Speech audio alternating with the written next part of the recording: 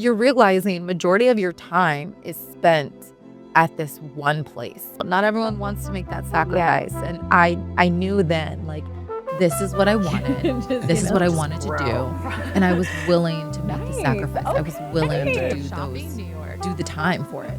If you leave after watching this, if anything you take away, it's just to continue to dream the boldest dreams. Go after them. And then, like, don't be silent about your dreams. Like,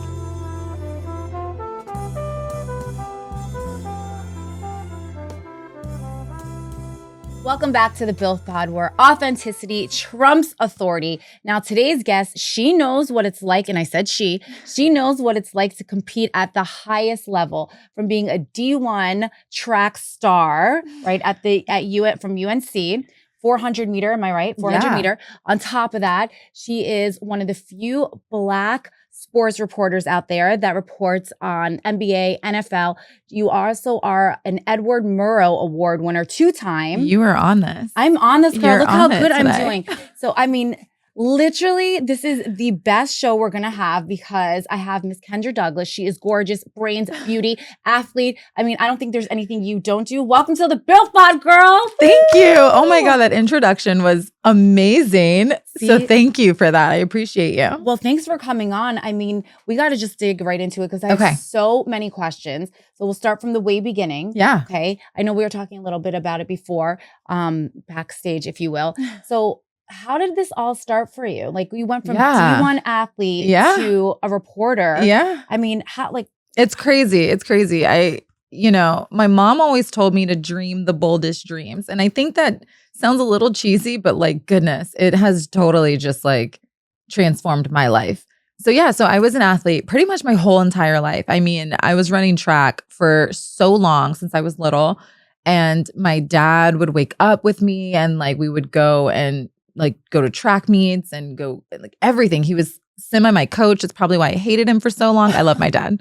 But it was just one of those things where he just always pushed me. And so I think that's where I got my competitive drive from, was like always being pushed to just do my best.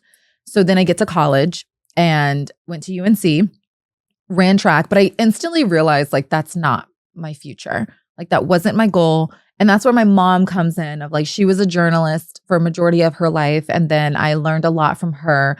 And I think because of my competitive drive and just like my journalistic instincts, I was like, we're going to combine these two.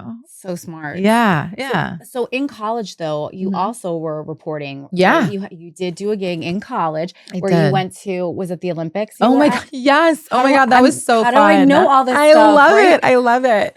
So what was like, how did that conspire, or not conspire, but how did that whole thing come about that you're in college, now was it an internship or how did that work? So this is so cool. So my professor at the time, he would go and help out at the Olympics.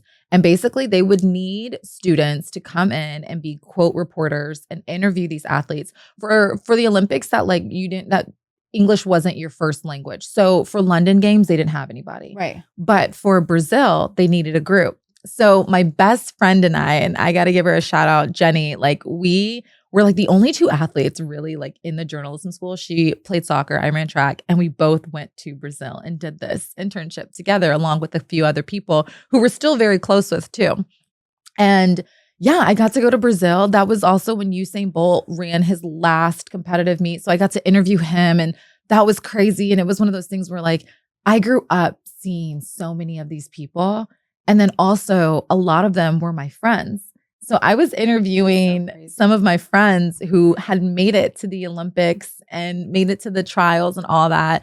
And it was one of those experiences where I was like, this is something where you're not going to get often, and I'm going to make the most of it. And I absolutely loved it. It was so cool. Such a surreal moment to say that like I got to go to the Olympics and cover the Olympics. Was that like your aha moment where you were like, this is really what I want to do? Like, I think so, because I was long nights, girl. Long nights. Think about this. Like, Usain Bolt is the fastest man in the world.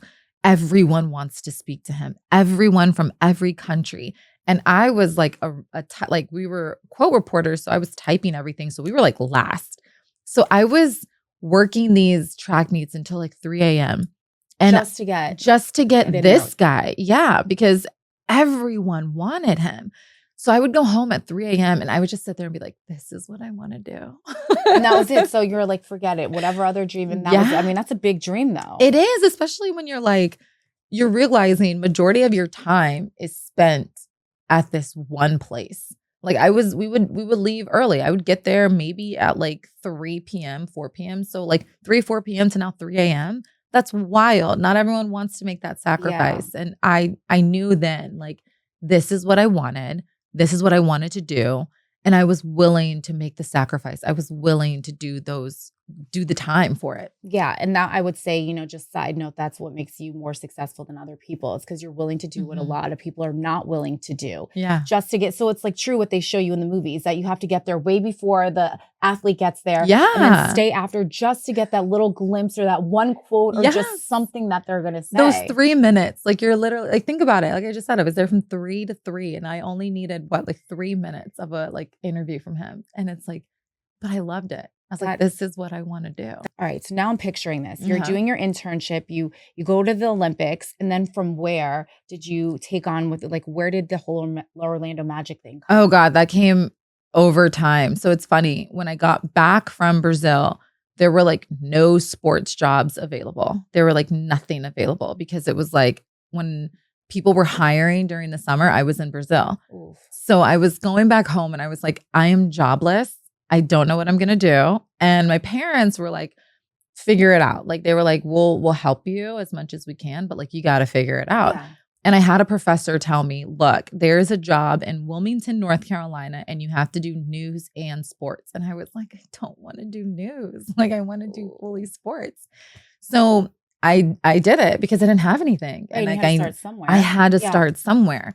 So I started there and instantly I was like, okay, in order to, again, set myself apart, I need to find more sports stories that can run in this, you know, in the news shows. And I really needed to do that. So I did. I mean, during that time is when there was that really bad hurricane in Houston, Texas, and athletes from all over the world were donating their clothes. I remember this. There. So I interviewed a lot of students at the local school, UNC Wilmington, and how they were donating clothes. And I remember thinking like, this is going to be a story that can like do very well. And I need to keep it on my reel. And like, I need to have that. And I did. And I kept doing that. And finally, another station in Kansas, Wichita, Kansas. Do you even know where that is? I know. Yeah. It's like where Dorothy and the tornadoes. I know.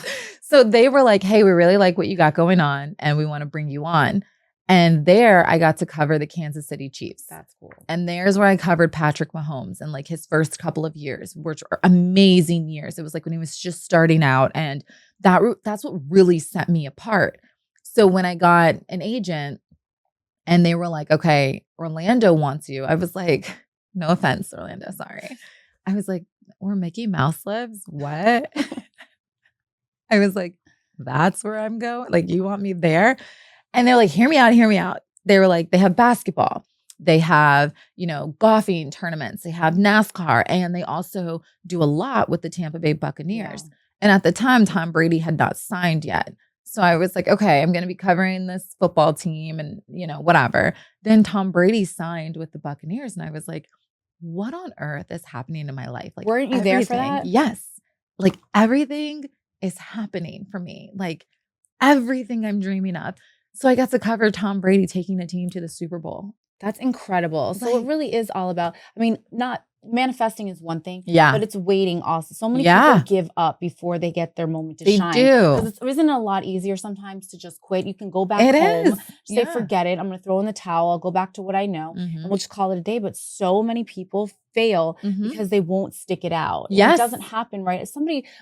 One of my good friends, he's like, you plant a seed not to eat right now, but to eat later. And that's where it's right. And that's where it starts. Yes. So, you know, for people that are procrastinating or not procrastinating, people that are waiting around, keep waiting. I mean, it's going to happen, but just keep going and doing. You kept posting on your stories. You believed in yourself. I mean, there's so many takeaways from what you're saying, which is incredible. And I love this for you, especially because the one parallel that you and I have is that we're both women in a male-dominated industry. Oh, girl. Now let's talk about that. So not only are you a woman, but you're a Black woman in a male-dominated industry. Things. Yeah, two things. If you're Jewish, should be Black. Jewish should be done. Like, everything.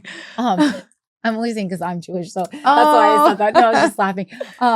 But think about this. So you go into these locker rooms, right? You're allowed in there. What is going on like through your head, and what do you think is going on with the player's head? Because first of all, you're gorgeous. You're absolutely stunning. And then you walk in.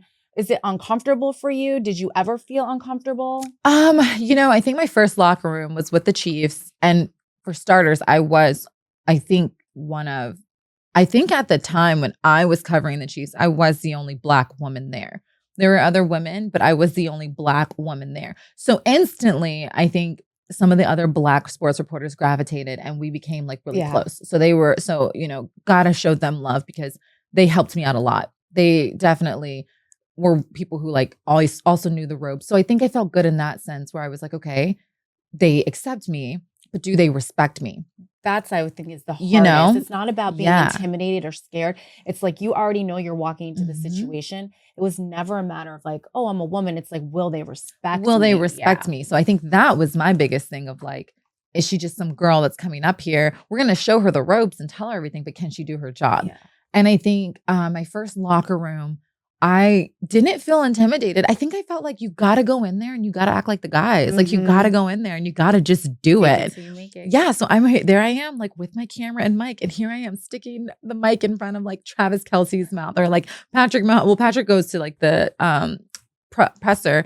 But like other players who are in the locker room and I'm just like asking questions too. I'm like, I can do this. Like I know the game. Like I know what I'm saying. And from there, I instantly was like, okay, I think I've shown them now. Yes. And I did. I got so much respect from a lot of the players, the staff, and also the reporters who were there too. That when I moved and I started covering Tampa, I didn't feel like nervous either. I didn't feel like, okay, I'm scared to be in this room. Yeah. I just felt like I deserve to be in this room. I've worked my butt off. I've waited. I've progressed. I've gone through places where like Wichita, little small towns to get to this moment. So it wasn't like you were ready. I was ready. You were ready. I was ready. You were embracing it. Like it wasn't about being a Black woman. It's just being Kendra and being like, here I am. I've arrived. I've worked for it, and here we go. Yeah, no, that's the best way to put it. I felt then I was ready, and I felt like when it was time for me to move forward, leading back to kind of like what you asked of how did I got to the Magic, I felt ready for the Magic. Yeah. I felt ready. Like I had been covering these players in local television now. I know what I'm doing. I know what's going on. Of course, it's going to be an adjustment. Now you need a whole bunch of these guys to trust you. Right. Like they're not going to just tell you how they're feeling right away. So I felt like I'm ready. Like I'm ready for this moment. Yeah. And you could see it. I mean, I told you I saw you at a Magic game and I see you there all confident. And you're saying that the boys think that you're really more like a big sister. So I'm sure now it's like you do it with ease and grace and you're just having a good time with it. Yeah. I mean, I think I look at it as like they're ultimately everyone's your coworker. Like I look at them as like, Perfect, I'm just like, they're just my coworkers. And I think when you look at them like that, one, you guys can now like have the level of respect of like you're talking to your coworker and you're sharing, what's going on in your life. And you can get like those nuggets and those information about what's happening in their life that you can now give to the audience, which is my job, is to like make sure people at home feel like, okay, I'm learning more about these players that I don't normally know. I love that. And I just want everyone to feel comfortable when I'm talking. Yeah. And I want them to feel like, okay, she's doing it. Like which you do make people feel like that. Like it's like talking to you for years. But speaking of which, what was like one of your favorite moments or like one, I'm sure there's so many, but one was your favorite moment? One was your favorite or like most interesting moment that you covered? Oh, with the Magic or in general? Just in general. You can give me the Magic. That is tough. Or most memorable moment that you have, like. I mean, I think covering a Super Bowl is pretty memorable. And covering the Bucs Super Bowl during COVID is one that is so unique because it was like no one's there. Like it was so different. We hadn't, this was so unheard of. And on top of that, it was like now covering Tom Brady, which is so insane to say that like you got to see basically his end of his career. Like I got to be there for that. So I think that was probably the most memorable moment. And then I think also one of my most memorable moments, and it's funny because you and I talked about this, but I think my most memorable moment was my first year covering a Magic game at Madison Square Garden. I think that is the always, mother of all mothers. Yes. Go to Madison Square Garden. It's just iconic. It's old in the best way. It's just one of those places where you're like, this is the Mecca. Like, we're here. Yes. And I think when I was walking up this huge ramp to get to the court, I was like, oh my God, I'm here. I love it's so nostalgic when you're there because you see this in movies. Yeah. So like did it feel like a movie to you? Oh, 1,000%. And it's like they do Celebrity Row and you're like seeing all the celebrities that are there and you're just like, y'all are here for this game? Like, this is crazy. And I just think it was amazing. And, you know, being able to also interview our players after a win there. It's just like an out-of-body experience. And I don't think that will ever get old. Anytime that we go to Madison Square Garden, I don't think it'll ever get old. I think that will always be like memorable moments for always. me. That place is incredible. I was just there. So I know just walking in there, and I've been like quite a few times since I'm a little girl, I used to go, but being there like with my kids and seeing my son's face was like, the look on his face was so overwhelming for me that people dream of this moment. And here you are, you're on the court. Yeah. You know, I was only on the sidelines. You're on the court, you know, seeing everything. And it's such a different experience, I'm sure, from your end, but with all the good. So let's be honest, you know, anywhere we go, there's always bad. So have you ever experienced any form of racism, sexism from the coaches, the players, the industry in general? But I would say that a lot of it happened at the beginning of my career. Yeah. Because I'm working in places that are more rural, that seeing me is different. So I think something that I, you know, was always challenged by was my skin color.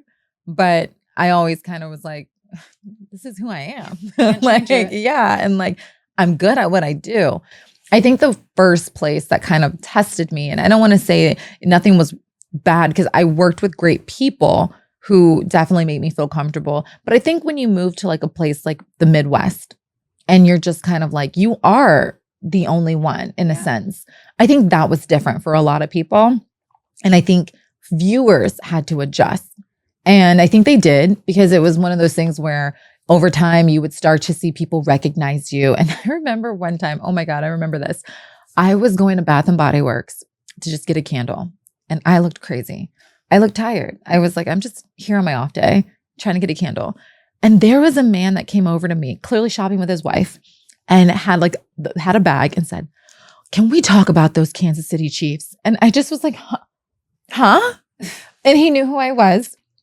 And he wanted us to have, while his wife, not like I wanted to go shopping, but while his wife was shopping, he wanted to have a full conversation about this NFL team. And I think in that moment I felt good because I was like, okay, like I've arrived. I love that. But also, sir, I would like to get my mahogany teakwood candle and go home. That's so funny that you say that. I traveled to Moline, Illinois, home of the KKK, to go watch Snoop Dogg. Yeah? Yeah. And what kind of people would you think would be at a Snoop Dogg concert? Not people who are, you know, I would think like, you're young, you're probably like in the hip hop world, so Black. And then like, I would also think, No, I sat next to a guy named Cadillacosaurus. Wow, what a name. Yeah, I can't even make this up. It was the most eclectic crowd that I'd ever seen in my entire life. That. Yeah, he does. You know, I think that's so cool about him. I do too. And he also hangs out with Martha Stewart. So you know, I met him when he was in Tampa. I met him. Yes, I met him while he was in Tampa. And he like, there's a clip. I have a clip where like, he introduced himself to me. I introduced myself and he did this little segment. He was like, I'm here with Kendra Douglas. Like he did a whole little bit and it was great. And we thought we almost could put it on TV, but it was like during a commercial break. It was hilarious, but he was so good. And I think like in that moment, I was like, this is why everyone loves you. Like, you're just like, I'm jealous. You're just here for it all. I absolutely love this guy. Isn't he cool? And he's insane. He is my favorite. Who's your favorite rapper? Oh, I don't know. Probably, this is going to sound so like new. So Snoop is great, but Gunna is probably my favorite rapper. Met Gunna. Did you? Yes, I did. Okay, so like we need to switch. We need a little switch. I met him for a quick hot second. Did you? Outside of a restaurant in Atlanta. I just feel like his music is so good. The Push and P. Yes, everything. And then like, I'm never here when he is performing in Orlando or in the That's so Florida funny. area. And I'm always like, I got to get to a concert one day. So one day. One day you One got day. this. That is Yeah. hilarious. But yes. I know. Sorry. So we're going to move back into I know. all right, so I as we love go it off though. topic. All right. So true or false. Okay. So Okay. we're going to switch gears. We're going to have a little bit of fun. Love and I'm this. going to hit you with some statements about sports media. Okay. And you're going to say whether it's true or false. Okay. Okay. All athletes respect female reporters. True for me. That's fine. True. Yeah, okay. True. Like, I haven't had any issues. All right. Social media has made sports journalism better. Okay. Hot take, false. I think sometimes we live in a world where someone wants to be first all the time and they want to put everything out there first. And sometimes it's better to vet a situation, to ask your sources and see if they're credible, and then have the person actually confirm it before you just go off of hearsay. And I think sometimes we're seeing that so much. And also when private conversations become public, I think that's like also just violating. And I've seen that multiple times where you'll be, where like someone will be joking with an athlete and then they bring it to like Twitter. And yes, or they like, take it out of context. Yeah. There's a lot of propaganda. Yeah. Someone will say something, they'll completely switch up what the context of the conversation. And then all of a sudden it's gone viral and that's not even what the person meant. And that's not even what they meant. I have literally, like if I'm about to tweet something, I will get like 15 billion people to look at it first. Cause I'd rather just be right. Yeah, then say something like, and then all of a sudden you're like, oh, that's I gotta not retract. What I meant. Or get canceled. You can't get canceled. Exactly. So no. So I hate to say it because I love the way that social media has really joined the sports community, but like false, we got to do better. We got to do better. I like what you said about our resources. Yeah, so got to do better. And people are always looking to put anything on that'll go viral. I would agree. For what? How about this? Athletes today are too sensitive to criticism. I think everybody's too sensitive. That's just my opinion. I'd say true. I think that like we put these guys sometimes on too high of a pedestal, and things that might not have made someone feel some type of way back then make them feel some type of way now. Yeah. And a part of me is kind of one of those things where I'm like, just let it go. Like as long as you're living in your own bubble, your own world, let it go. Yeah. Like don't let it get to you. Like if you know who you are, if you are confident in yourself, don't let I agree. these things get to you. I think that's just the society we live in. I live think in so such too. a hypersensitive society. Like what Yeah. happened to the days where we like made fun of ourselves? Yeah. You can't say anything anymore without being offensive or too critical. And then everybody is walking on eggshells. They are. So it's not even hard. fun anymore. It's tough. It's very tough. But I hate that because I think that we have some amazing athletes out there. But I guess I would just say like, let it go. Like if you know who you are, if you're confident in yourself, just let it go. Just don't let it get to you so much. All right. You have to prove yourself more than your male colleagues. 1000% true. I don't even like, I'm never going to let you finish. True. Go on. Finish reading the question. My bad. Sports media is more about entertainment now than journalism. Ooh, that's tough. You know what's weird? It's like true, but I'm not mad at it. And here's why. I think we're seeing so many cool young guys come out. And when you say like entertainment, I also want to add fashion into that. Yes. Because it's like, I like the way that they are incorporating the fashion into their world. So I wouldn't even take it as a bad thing. I think that like, I was watching this really cool documentary on Stuart Scott. He was somebody who I looked up to and he passed away due to cancer, but he was part of that group that was actually merging entertainment and sports. So he had great interviews with Shaquille O'Neal, and Shaq was like a rapper back in the day as well. So he was like merging those into like his broadcast journalism. And so I think we got away from that, but I like the way that if we can continue to merge it in the best ways. Agreed. Then I think it's a beautiful thing because I think with entertainment comes music. And sometimes you'll see like that means a lot for guys. Yes, and creativity. And And you creativity. can, like, mesh them all together. And I think you Yes, can. I think you can. for sure. If it's not done distasteful and it's Correct. not propaganda, I think you can absolutely merge the Yeah. world. I love seeing the sports reporters, Mhm. like female or male, when like they're dressed to the nines, Yeah. like not schlubberama, but they're coming out like Yes. super nice, well-spoken, great interview. I love And that. it's funny, like you get to see their character, like you really get to see their Mhm. character shine. No, Instead of like the 1000%. same old questions, like, how are you feeling today after the game? I mean, but then they come with like really good questions. I think Yeah. it can be entertaining. And then I would say for someone, because I'm not a big sports goer, I do Mhm. like basketball, but even football games, for Yeah. me, if you have a reporter on the sideline that's asking questions that are just like the same old run of the mill, then I'm not It's really tough. that interested. Yeah. But if it's entertaining and it was funny and they were doing like funny stuff, or I would have a lot Yeah. more. I'd have a lot more apt to want to go to the game. I get that. I think that if you can merge it in the best way, Yeah. and you still hold that journalistic integrity, 1000%, why not? Like, I love it. Agreed. I love it. I love it. Male reporters get jealous when women reporters get better access to players. I don't know. I don't know. I say the power of the P is a real thing, though. Use it to your advantage. My mom always told me that. I don't know. I've never. It's true. I would use it. Listen, I've never had to deal with that. That's what I'll say for me. Like, I've never had to deal with it. Yeah. So that I'm I can't. kind of joking on it, but not really. I would say use it to your advantage. The only reason why I'm saying that is because I'm in sales, and women like to talk to women and males like to talk to women. So I feel like you already have an advantage going in because you're, first of all, you're credible, you're beautiful, you're very smart. So when you go in there, I feel like you do kind of have the upper hand in the best way, not in anything like the No.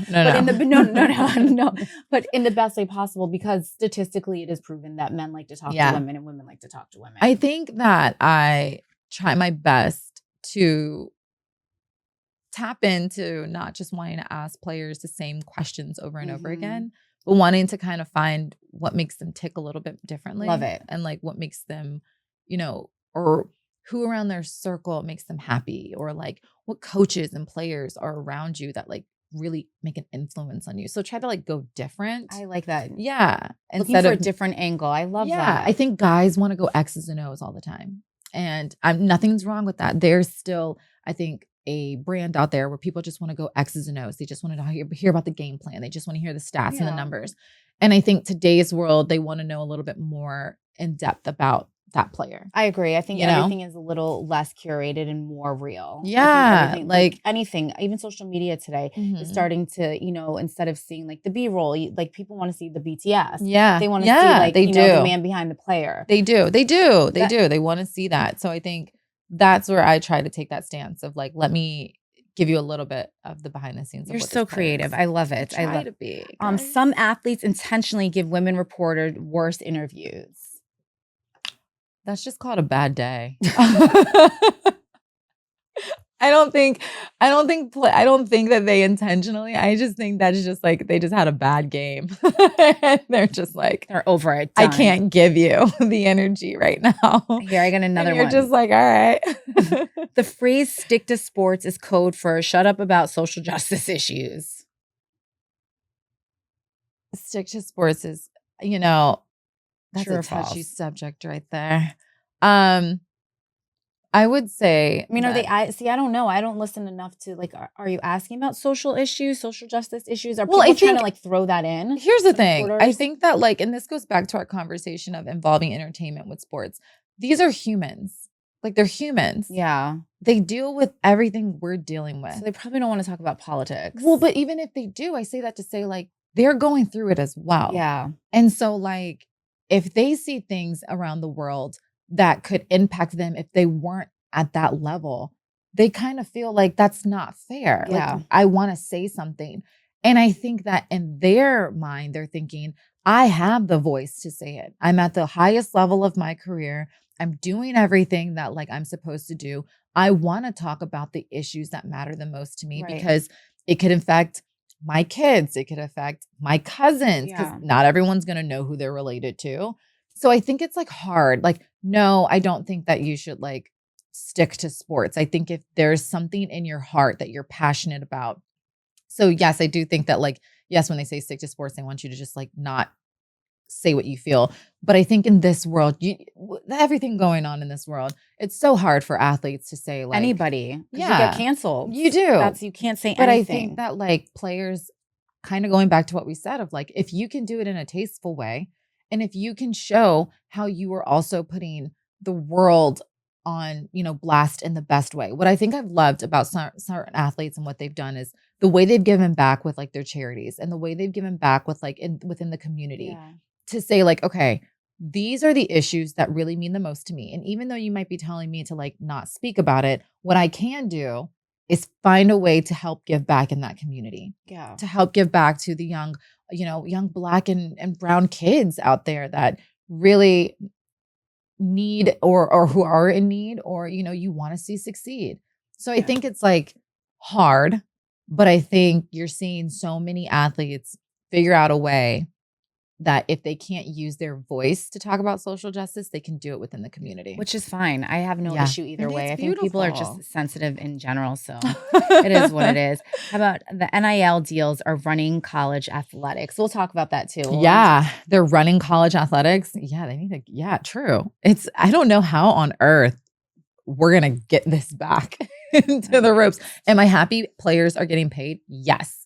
Do I think that it's like chaotic right now? Yeah. Yeah, I feel like it's just not under control. There's like so many, there's a lot of gray to it. It's not really clearly defined. Like whereas in like the NBA, it's pretty clear. It's pretty clear. Right now because it's so new. I think it's gray. Yeah, I think it is too. But I think hopefully they get it under track. I think what people want is when we grew up, we had players who we always like cheered on and we cheered for them because we knew they were coming back another year and we knew they were coming back another year. And I think you're losing like the whole, like, well, who do you like cheer for? Yeah. Because you don't know if they're going to be there. You don't know if they're going to be there. You don't know how much money they're making, all those things. It's just like a gray area, but I'm happy athletes are getting paid. I will say that. Yeah. I think they should get paid, but I also think they should be kids. They're kids. Enjoy the college life. And enjoy the college experience. Enjoy being a college student. I would give anything to just go back to being like, no responsibilities of adult life and just being a college student. 1000%. And I think they took that away from the kids. Like after all, like these kids are what? They're 17, 18, 19 years old going to college. And now they're dealing with financial stuff. Like, I don't know. Yeah, I'm happy they're getting paid for sure, but I still think they're kids. No, it's a balance. You have to figure out how to balance it all. All right. This is a touchy one. Okay. WNBA players deserve equal pay to NBA players. If more, they deserve more. I think that, yes, I think true. I think they do. I think they've worked so incredibly hard to build their brand, their legacy. You look at the women who have laid the foundation for them. And I think if anything, it shows you that they deserve to be paid. I think you're seeing all these women now with shoe deals and brand deals and, how they can continue to grow the brand for young ladies who look up to them. Yeah.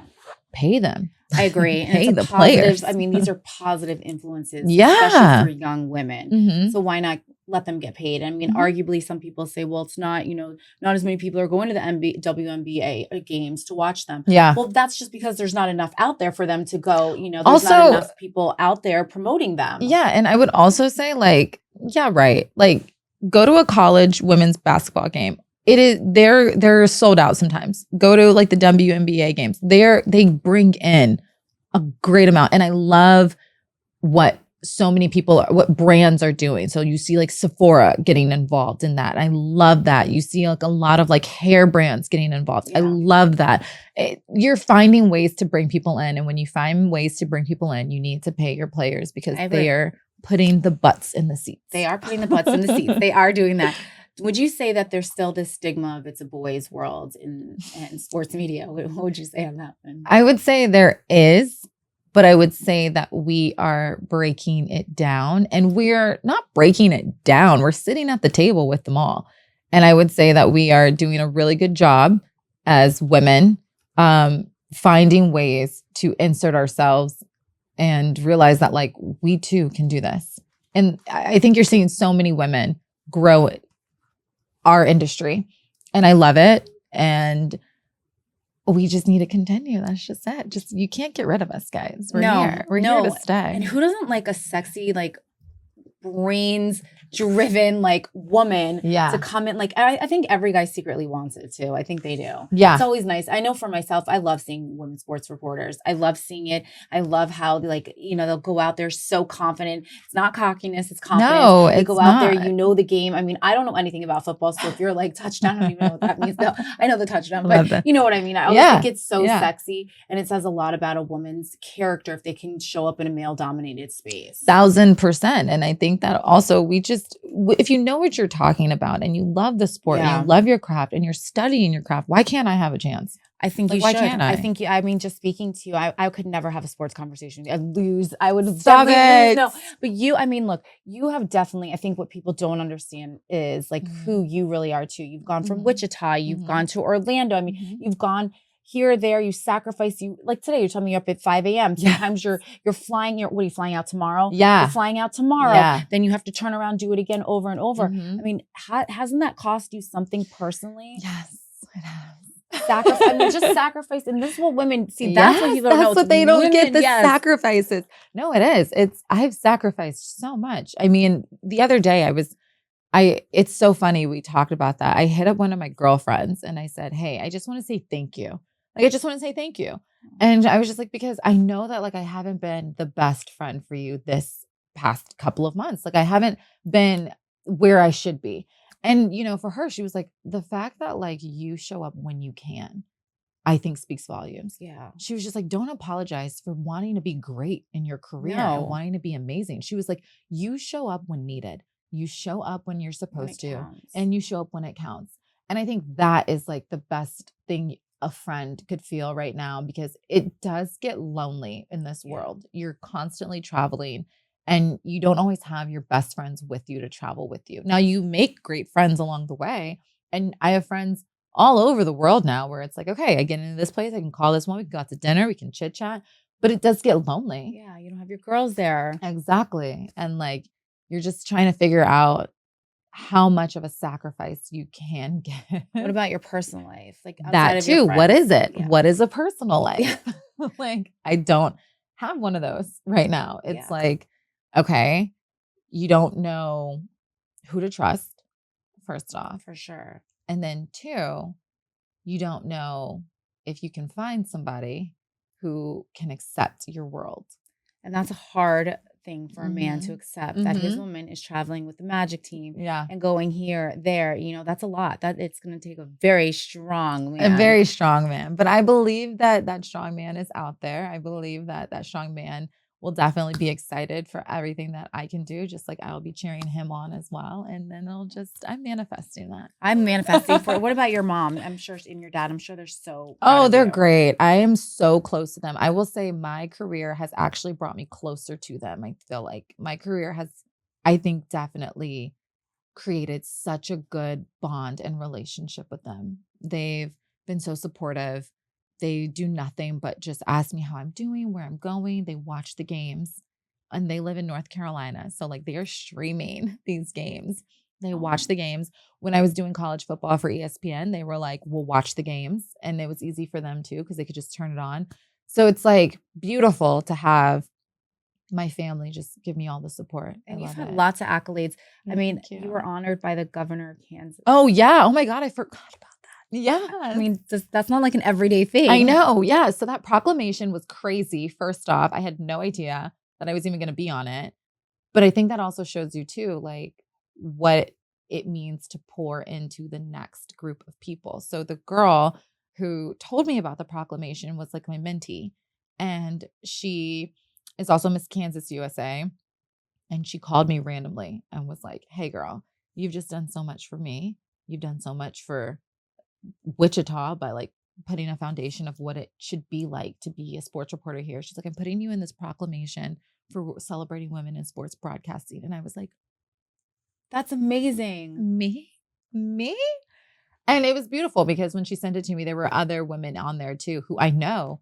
And I was just like, this is so cool. Like, this is so cool that like the state of Kansas is celebrating this. But I just felt like I didn't even know I made that impact on her, for her to like put me on, like to That's do so that. nice. But yeah, like what an honor. Yes, but like it's history. I'm like, I am a part of history. That's incredible. It's crazy. And all the things that you're doing are, I mean, this is just, and you're just scratching the surface. You haven't even really, you're peaking, but you're going to go even higher. So you're just scratching it. So imagine what lies ahead for you. Girl, I'm so nervous. It's like, I'm so excited. I'm so pumped. I feel lucky. I feel blessed. I feel just everything. I'm really big on my faith. And so I think that has just really kept me driven and kept me like going and moving.